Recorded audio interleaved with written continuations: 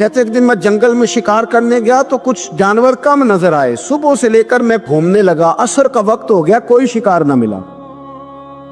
اب میرے دل کے اندر یہ ڈر تھا کہ اگر مغرب مجھے یہیں ہو گئی تو مجھے کوئی درندہ کوئی جانور پریشان کرے گا۔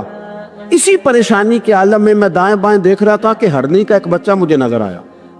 میں نے جھٹ سے وہ ہرنی کا بچہ ہی اٹھا لیا کہ آج یہی شکار کروں گا۔ کہتے ہیں میں نے اسے گھوڑے کے آگے رکھا، اپنے آگے گردن کی جانب، اور میں نے گھوڑے کی لگامیں تیزی سے گھمائی کہ سر پٹ گھوڑا دوڑایا تاکہ مغرب سے قبل میں شہر میں پہنچ جاؤں، یہ جنگل کا علاقہ گزر جائے۔ کہتے ہیں میں بڑی گرمی تھی، بڑی پیاس لگی، پر پانی نہ پیا نہ گھوڑے کو پلایا، سر پٹ دوڑایا اس ڈر سے کہ کہیں ایسا نہ ہو کہ میں جنگل میں مجھے شام ہو جائے۔ کہتے ہیں جب میں شہر سے باہر پہنچ گیا تو مغرب کا وقت بھی شروع ہو گیا۔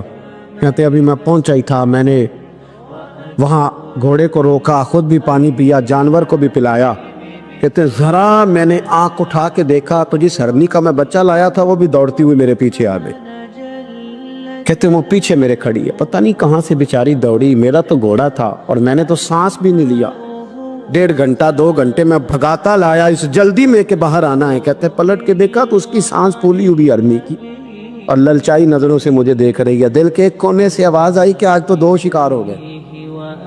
بچہ تو پکڑا ہی، اس کی ماں کو بھی قابو کرتا ہوں تاکہ ڈبل شکار ہاتھ آئے گا۔ کہتے ہیں پھر اندر سے میرا درد بولا، اندر سے میرا رحم بولا، ایک ماں اپنا بچہ لینے آئی ہے اور اس طرح تو اسے تکلیف نہیں دی جا سکتی کہ اسے بلیک میل کر کے ماں کو بھی رکھ لیا جائے۔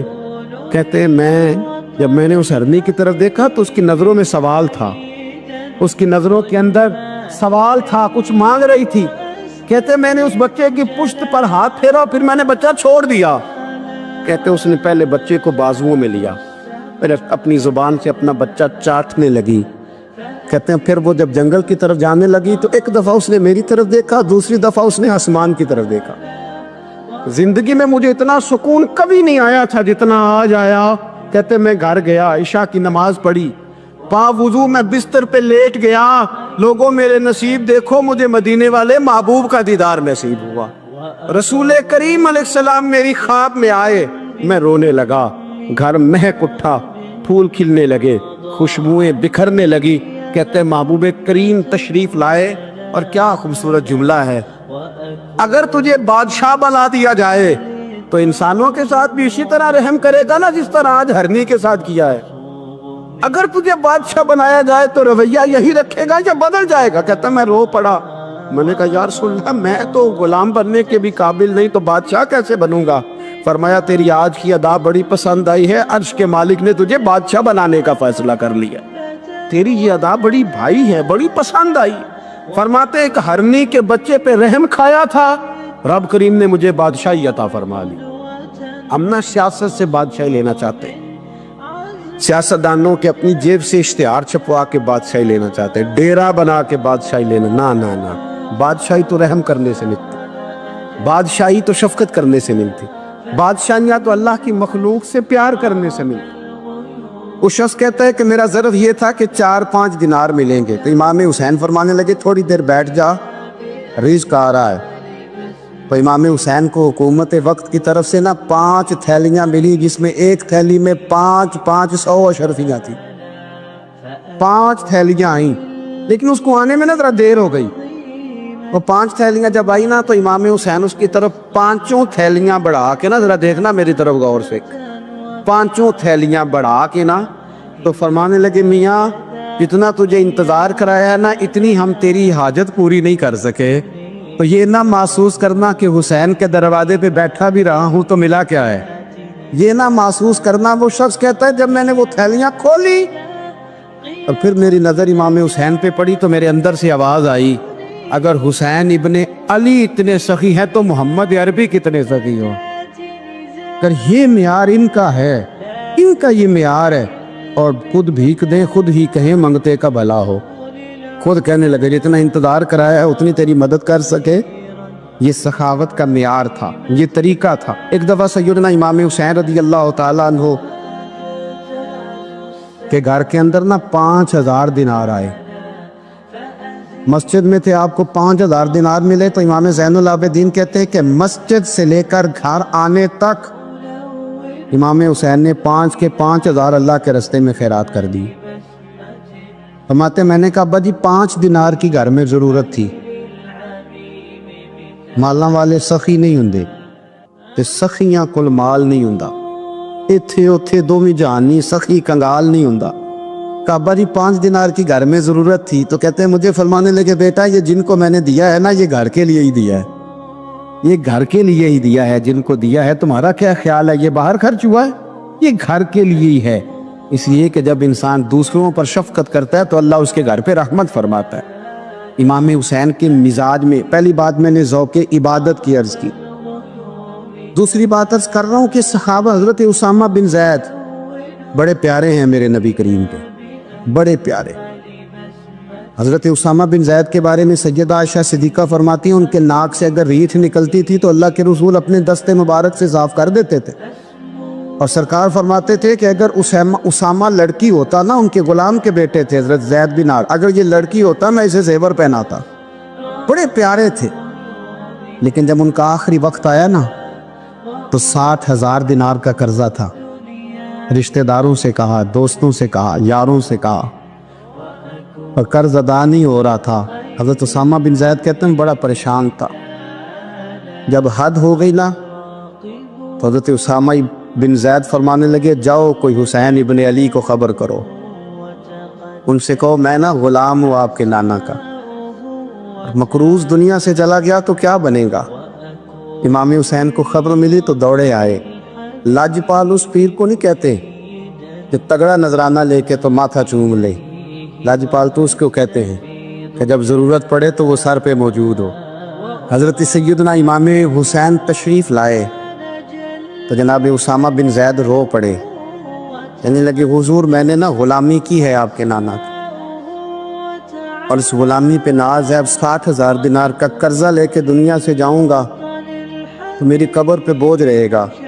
امام حسین خادم کو بھی کہہ سکتے تھے جاؤ گھر پیسے پڑے ہیں لے آؤ، امام حسین خود گئے، چادر روڑ کے تو اس کی اوٹ میں بکل میں 60,000 دینار چھپا کے لائے، اور جناب اسامہ بن زید کے سامنے رکھ کے کہنے لگے اسامہ یار پیسے رات کو ہی آئے تھے، میں سوچ رہا تھا مجھے تو ضرورت نہیں، اللہ نے کس کا نصیب میرے گھر میں بھیج دیا، مجھے تو حاجت ہی نہیں تھی، اب پتہ چلا پیسے تیرے تھے، اللہ نے حسین کی ڈیوٹی لگائی ہے کہ جا کے دے آ۔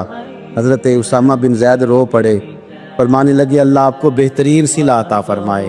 امام بڑا ہی پیار کرتے تھے، گھوڑے پہ جا رہے تھے، کچھ فقیر غریب لوگ بیٹھ کے روٹی کھا رہے تھے، کھا رہے تھے سڑک کے کنارے، تو امام زین العابدین فرماتے ہیں کہ جب امام حسین گزرے تو انہوں نے آواز دی حضور دل کرتا ہے ہمارے ساتھ بیٹھ کے روٹی کھائیں۔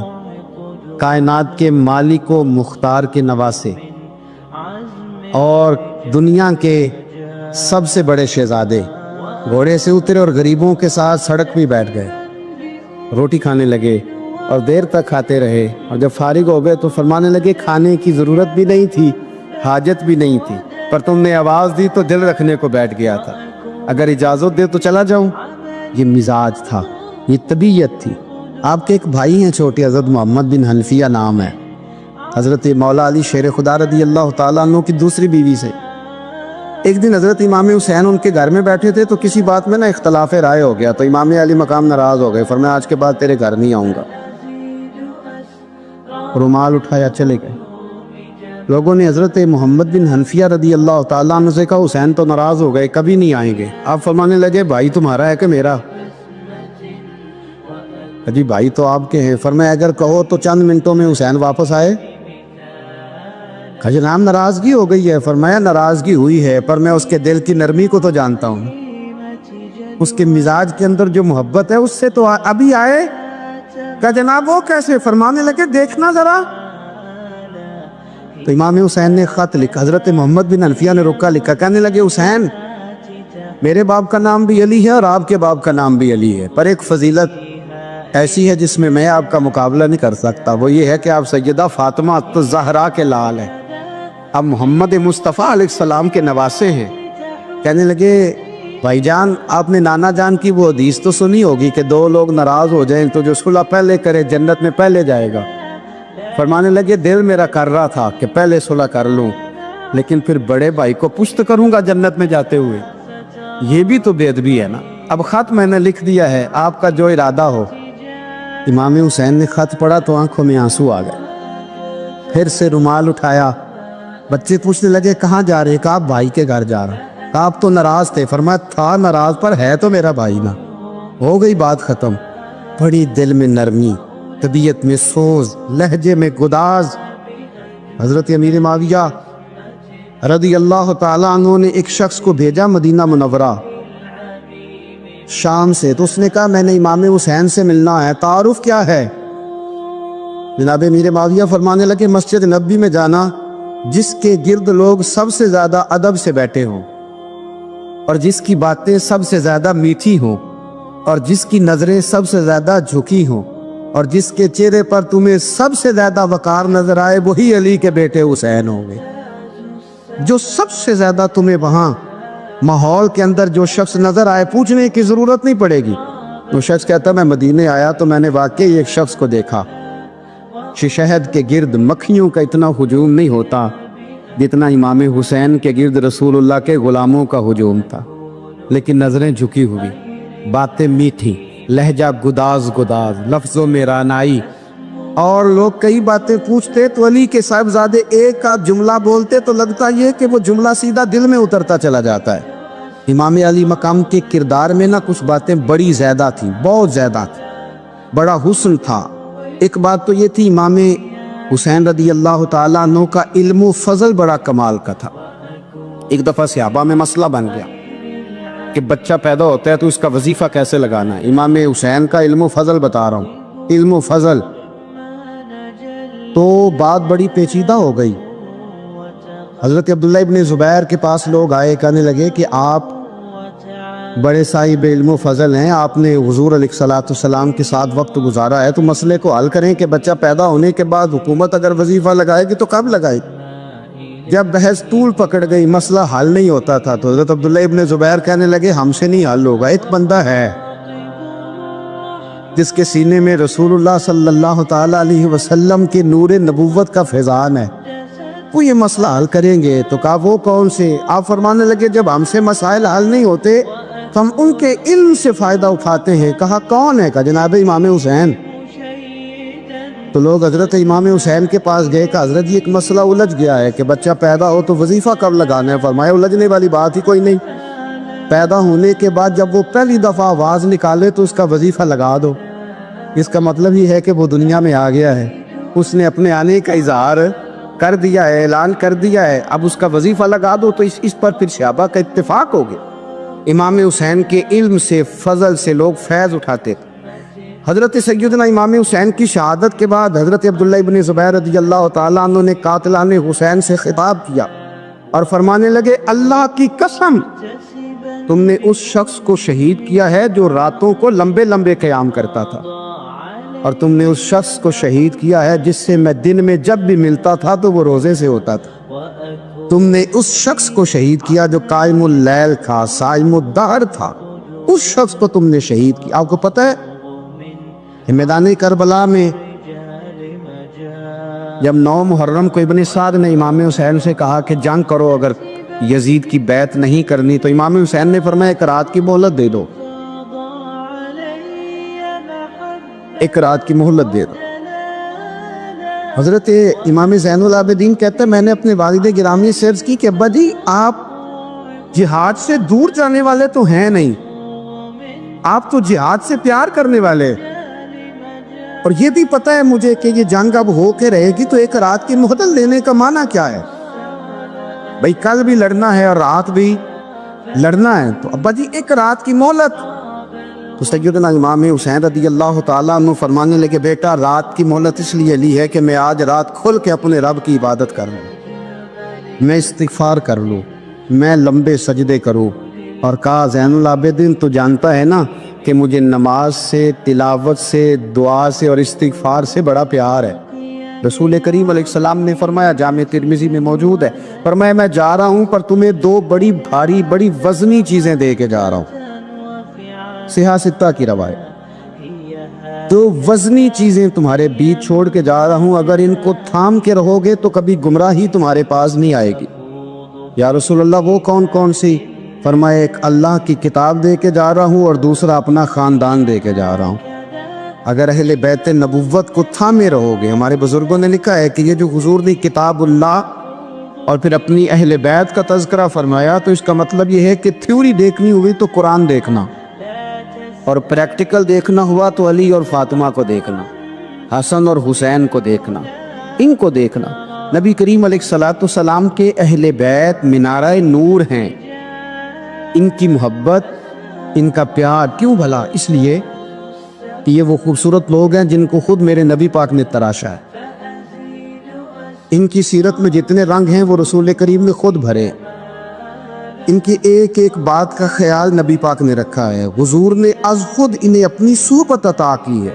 زیادہ دور نہیں تھا سیدہ فاطمہ کا گھر، مسجد نبوی کے ساتھ تھا، اللہ کے رسول دن میں 2 دفعہ جایا کرتے تھے۔ پھر بھی کبھی کبھی فرماتے، فاطمہ میرا دل کرتا ہے آج میں رات تیرے گھر میں قیام کروں، تو سیدہ فاطمہ زہرا فرماتی ہیں کہ آمنہ کے لال اس طرح بھی میرے گھر میں قیام کرتے تھے کہ حضور چارپائی پہ لیٹتے تھے تو ایک کندھے پہ امام حسن کا سر ہوتا تھا اور دوسرے پہ امام حسین کا سر اقدس ہوتا تھا، اور فرماتی ہیں رات کو کبھی حسنین کریمین دودھ مانگتے تو میں اٹھتی دودھ دینے کے لیے، تو حضور فرماتے لیٹ جاؤ آج میرے ساتھ سوئے ہیں تو دودھ بھی میں ہی پلاؤں گا، تو محبوب اٹھتے ان کے لیے دودھ لاتے برتن سے نکال کے، حضور نے انہیں وقت دیا اور پھر ان کی چھوٹی چھوٹی چیزوں کا خیال رکھا۔ صحیح بخاری میں موجود ہے، تربیت پر توجہ دی۔ امام حسین تشریف لائے، ابھی عمر مبارک 7 سال کے قریب تھی، مسجد نبوی میں صدقے کی کھجوروں کا ڈھیر لگا ہوا تھا۔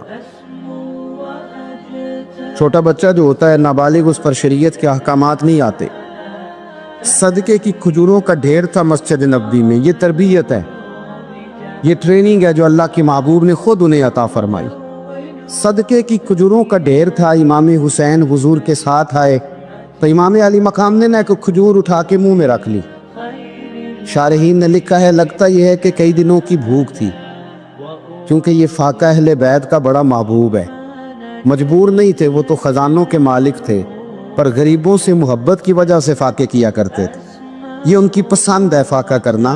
تو ایک کھجور امام علی مقام نے رکھ لی تو اللہ کے رسول نے گلے میں انگلی ڈال کے نکال دی اور فرمایا حسین یہ صدقہ ہے، یہ میری اہل بیت کے لیے درست نہیں ہے۔ حضور نے خود تربیت کی، اور پھر سیدہ فاطمہ الزہرا نے نا اپنے بچوں کو تراشا، ان پر محنت کی۔ میں اکثر گزارش کرتا ہوں دوستوں سے، میں کہتا ہوں کربلا کا واقعہ کوئی حادثاتی نہیں ہے، اس کے پیچھے پوری ایک لاجک ہے، اس کے پیچھے پورا ایک فلسفہ ہے۔ ایسے ہی کوئی آدمی 3 دن بھوکا پیاسا رہ سکتا ہے؟ کسی آدمی کو صبح اس نے کھانا کھایا اور شام تک کھانا نہ ملے تو ٹانگیں کانپتی ہیں۔ رمضان المبارک میں عبادت کی نیت سے روزہ رکھنے والے بھی شام کو بڑے پریشان ہو جاتے ہیں، پر مسلسل 3 دن کھانا نہ کھایا جائے اور پانی نہ پیا جائے، اور حال یہ ہے کہ وہی آدمی تلوار لے کے میدان میں نکلے اور اس کی حالت یہ ہو کہ لوگ اس کی آگے دوڑنا شروع کر دیں، ہزاروں کی فوجیں تاب نہ لا سکے۔ علی کا گھر بھی وہ گھر ہے کہ جس گھر کا ہر ایک بچہ جسے دیکھو وہی شیر خدا معلوم ہوتا ہے۔ یہ کوئی آسان ہے؟ اس کے پیچھے پوری اس کے پیچھے فلسفہ ہے۔ امام راضی کی تفسیر کبیر دیکھیے گا، حضرت امام حسین کی وہ شخصیت تھی کہ مشکات میں حدیث ہے، نبی پاک صلی اللہ تعالی علیہ وسلم کی چچی جناب ام فضل صبح صبح گھبرائی حضور کی بارگاہ میں آئی، عرض کی یا رسول اللہ صلی اللہ علیہ وسلم آج میں نے عجیب خواب دیکھا ہے، میں ڈر گئی ہوں۔ حضور نے فرمایا چچی کیا دیکھا؟ عرض کی حضور میں نے کہا ہے کہ آپ کے وجود کا گوشت کا ایک ٹکڑا کٹ کے میری جھولی میں آ گیا۔ حضور یہ کیا ہے؟ تو محبوب خواب سن کے مسکرائے، فرمایا چچی یہ پریشانی والا خواب نہیں، یہ تو خوشی والا خواب ہے، اللہ فاطمہ کو بیٹا عطا کرے گا اور وہ تیری گود میں کھیلا کرے گا، چونکہ وہ میرے وجود کا ٹکڑا ہوگا لہذا خواب تجھے یہ آئی ہے۔ تو امام حسین پیدا ہوئے، امام حسن کی عمر ابھی 11 مہینے تھی، تو نبی پاک نے امام حسین کو جناب ام فضل اپنی چچی کی گود میں دے دیا کہ فاطمہ کے لیے دونوں بچے سنبھالنا مشکل ہوگا۔ وہ خواب اس طرح پوری ہوئی۔ امام حسین سے حضور نے بڑا پیار کیا، بڑی محبت فرمائی نبی پاک سے۔ کچھ حدیثیں میں نے جمعے میں عرض کی تھی حضرت ابو ہریرہ رضی اللہ تعالیٰ عنہ کہتے ہیں یہ واحد بچہ تھا حضور کے گھرانے کا کہ میں نے دیکھا کہ نبی پاک صلی اللہ علیہ وسلم بیٹھے تھے تو یہ حضور سے کہہ رہے ہیں، نبی پاک سے کہ نانا جی اٹھ کے کھڑے ہو. کہتے حضور کھڑے ہو گئے تو کہنے لگے میں نے آپ کے برابر جانا ہے. بچے جو مرضی ضد کر لیتے ہیں نا. قد چھوٹا تھا، عمر 7.5 سال تھی. کہنے لگے نانا میں نے برابر جانا ہے. تو نبی پاک صلی اللہ علیہ وسلم نے ہاتھ پکڑ لیے، فرمایا چل پھر ہو جا برابر. تو حضرت ابو ہریرہ کہتے ہیں انہوں نے حضور نے ہاتھ پکڑے، اوپر کھینچا تو امام حسین نے پہلے اپنے پیر حضور کے گھٹنوں پہ رکھے، پھر نبی پاک کے سینے پہ رکھے، اور جب ان کا قد سر تھوڑا سا حضور سے اونچا ہو گیا تو محبوب فرمانے لگے چل بس کر، تو نے تو کہا تھا آپ کے برابر ہونا ہے، تو اوپر نکل گیا ہے، چل بس کر. فرماتے پھر امام حسین نے زبان باہر نکالی تو محبوب ان کی زبان چوسنے لگے، پھر ساتھ لٹا لیا اور انہیں سونگھنے لگے. تو میں نے عرض کی حضور آپ حسین کو سونگھتے کیوں ہے؟ تو فرمایا ابو ہریرہ مجھے حسین کے وجود سے جنت کی خوشبو آتی ہے، مجھے حسین کے وجود سے جنت کی. ایک دن حضور گزر رہے تھے، اصل اس طرح تھا کہ یہ نبی پاک کا حجرہ تھا. جن لوگوں کو اللہ نے مدینے کی زیارت کرائی ہے وہ جان سکتے ہیں نبی پاک کا حجرہ تھا. تو حضور کے حجرے کی اس جانب یعنی مسجد کی جو بالکل سیدھ ہے اس کی بیک میں سیدہ فاطمہ رہتی. تو حضور اکثر میں نماز کے لیے جب نکلتے تو حضرت فاطمہ کے حجرے کے پاس سے ہو کر دوبارہ محراب میں جاتے. محبوب حجرے کے پاس سے گزرے تو امام حسین رو رہے تھے، تو حضرت فاطمہ نے کسی بات میں جھڑک دیا تو امام حسین رونے لگے. تو نبی پاک نماز کے لیے گئے تو واپس لوٹ آئے اور واپس تشریف لا کے کہا فاطمہ حسین کو کیا ہوا؟ عرض کی یا رسول اللہ تنگ کر رہے تھے میں نے ڈانٹ دیا ہے. کیا خوبصورت جملے ہیں حدیث پاک میں. سرکار نے فرمایا فاطمہ اس کو حسین کو نہ رونے نہ دیا کر، یہ جب روتا ہے نا تو میرے دل کو تکلیف ہوتی ہے. تو بی بی صاحبہ کہتی ہیں یہ حکم آیا نبی پاک کا میرے نا، پھر میں نے ڈانٹنا چھوڑ دیا. یہ ان کے فضائل تھے، ان کی تربیت خود نبی پاک نے فرمائی. پہلی بات تو یہ ہے کہ نبی پاک نے دعا مانگی تو یا اللہ میرے گھر والوں کو زیادہ روزی نہ دینا، انہیں ایک وقت روٹی دینا، ایک وقت کی بھوک دینا. یہ جو 10 دن کربلا میں انہیں ٹینشن نہیں نہ ہوئی، انہیں عادت تھی فاقہ کرنے، انہیں 3 دن وصلی روزے رکھنے کی عادت تھی. پہلی بات. دوسرا یہ کہ جہاد کی تربیت حضور خود کراتے. حضرت فاطمہ الزہرا کہتی میں پردے کے پیچھے دیکھ رہی تھی، نبی پاک نے امام حسن اور حسین سے فرمایا چلو میرے سامنے کشتی لڑو. تو دونوں حضرات آپس میں جب کشتی لڑنے لگے تو نبی پاک نا امام حسن کو کہتے حسن حسین کو ٹانگوں سے پکڑو، حسن حسین کو پیچھے سے پکڑو. جب نبی پاک بار بار امام حسن کو بتا رہے تھے تو سیدہ پیچھے سے بول پڑی، کہنے لگی یا رسول اللہ آپ چھوٹے کو بتائے آپ بڑے کو بتا رہے. بڑا تو پہلے 11 مہینے بڑا ہے تو آپ چھوٹے کو بتائے بڑے کو بتا رہے. تو فرمایا فاطمہ تو چپ کرنا، جو میں دیکھ رہا ہوں تو نہیں نہ دیکھ رہی، ایک کو میں بتا رہا ہوں دوسرے کو جبریل امین بتا رہے ہیں. لیکن اس کے ساتھ ساتھ امام حسین رضی اللہ تعالیٰ عنہ کا جذبہ جہاد، امام حسین کی استقامت. آج لوگ ادھر ہوتے ہیں جس طرف ہوا کا رخ ہوتا ہے. آج لوگوں کی سوچوں کا زاویہ یہ ہے کہ جدھر رش زیادہ ہوگا ہم بھی ادھر جائیں گے. ہم یہ نہیں دیکھتے حق کس طرف ہے، ہم یہ دیکھتے ہیں رش کس طرف ہے. امام حسین رضی اللہ تعالیٰ عنہ نے رش نہیں دیکھا، حق دیکھا. امام حسین رضی اللہ تعالیٰ عنہ استقامت کے وہ پہاڑ ہیں، معمولی آدمی نہیں تھے. فرزق شاعر کہتا ہے کہ میں نے امام حسین سے کہا تھا، میں نے کہا لوگوں کی تلواریں یزید کے ساتھ ہے پر دل آپ کے ساتھ ہے، دل آپ کے ساتھ ہے. امام حسین رضی اللہ تعالیٰ عنہ نے زمانے کے حالات نہیں دیکھے، حق اور سچ دیکھا. جتنی چیزیں انسان کو کمزور کر سکتی ہیں وہ ساری امام حسین پہ طاری کی گئی. جتنی چیزیں وطن چھوڑنا کتنا کو مشکل ہوتا ہے. شالا پردیسی کوئی بھی نہ تھی وے ککھ جنا تو پارے. حضرت سلطان باؤ فرماتے ہیں بچو پردیسی ہونا کوئی آسان ہے؟ جس آدمی کا کسی چھوٹے سے گاؤں میں بھی مکان ہو چھوڑنا پڑ جائے تو روتا ہے. تو مجھے بتاؤ جس نے اپنا سارا بچپن مدینے میں گزارا ہو، آج جو ایک ہفتہ مدینے رہ کے آتے ہیں ان سے واپس نکلنا مشکل ہوتا ہے. لیکن امام حسین حق کا رستہ تھا، وطن کی قربانی دی، اور معمولی وطن نہیں مدینے جیسا وطن. اور جب کھڑے تھے نا امام حسین رضی اللہ تعالیٰ عنہ رجب میں نکل رہے تھے مدینے سے، تو کوئی شاعر کہتا ہے دور کھڑے ہو کہ انہوں نے گویا کہا تھا آقا تیرے کرم کے خزینے کی خیر ہو، میں جا رہا ہوں تیرے مدینے کی خیر ہو۔ امام حسین نے وطن چھوڑا، کوئی لغزش نہیں پیروں میں، کوئی نہیں۔ شہزادوں والی زندگی تھی، مسجد نبوی کے امام تھے، نبی کریم علیہ السلام کے روضہ اطہر پر تشریف رکھتے تھے، زمانہ حیا کرتا، شان و شوکت تھی، پر حق کے لیے چھوڑا، نکل کر خانقاہوں سے ادا کر رسم شبیری، اور پھر بڑا مشکل ہوتا ہے۔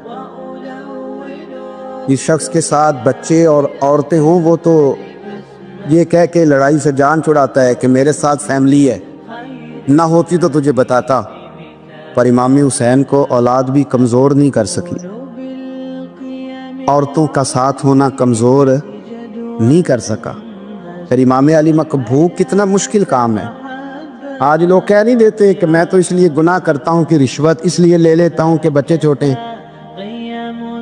10 دنوں کی کم و بیش سفر، 3 دنوں کی بھوک اور پیاس، پر حق کے رستے میں امام حسین کو کوئی چیز کمزور نہیں کر سکی۔ اور پھر وہ جتنی باتیں لوگ کہہ سکتے تھے وہ ساری کہیں گئی، ساری۔